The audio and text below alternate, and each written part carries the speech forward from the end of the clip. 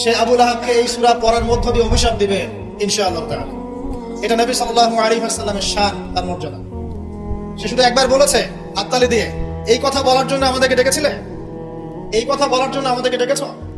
আমরা আমাদের বাপ দাদাদেরকে, তাদের ইলাহকে ত্যাগ করে তোমার এক আল্লাহ বিশ্বাস করবো, এই জন্য ডেকেছ? ঢিল নিক্ষেপ করেছিল, গালি দিয়েছিল। তার আপন চাচা নবী সাল্লাল্লাহু আলাইহি ওয়াসাল্লামের আপন চাচা, আল্লাহ পাক আয়াত নাযিল করলেন আবু লাহাব ধ্বংস হোক, এবং সে নিজেও মা আগনা আনহু মালুহু ওয়া মা কাসাব, তার এই সম্পদ এবং সে যা অর্জন করেছে পৃথিবীতে, এগুলো কোনোই কাজে আসবে না। সায়াসলা নারান যাতা লাহাব, শীঘ্রই অচিরেই সে প্রবেশ করবে এমন আগুনে যে আগুন লাল অগ্নিশিখা নির্বাপিত করছে। সাথে ওয়ামরাতুহু, তার স্ত্রীও, হাম্মালাতুল হাতাব, যে কিনা কি করতো? হাম্মালাতুল হাতাব, খড়কুটা বহন করতো, নবী সাল্লাল্লাহু আলাইহি ওয়াসাল্লামের আঙ্গিনায় ফেলতো। ফি জিদিহা হাবলুম মিন মাসাদ, তার